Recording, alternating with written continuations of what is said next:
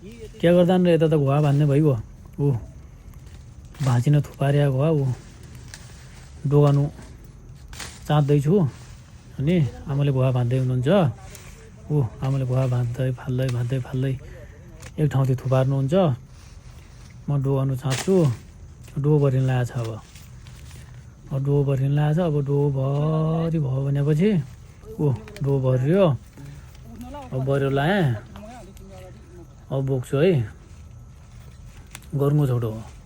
सकिँदैन ऊ धौका अब डोगो गरुङ्गो छ अब डोगो बोगिन अब घरतिर लागेँ अनि र गरुङ्गो छ ऊ माथि जानुपर्छ उकालो छ धौ छ गाह्रो छ घुवा ढलिन पनि आउनु मै हुस्यान भ्याहान गरुङ्गो भइन बिस्तारै हिँडिराखेको छु अनि आमाले आउनु बाँध्दै थुपार्दै गर्नुहुन्छ अनि म अब घर जाँदैछु गुवा लिन गुवा सार्छु म अनि अब घर पुग्न लागेँ अनि र घराडीको पुगेँ भर्खर अब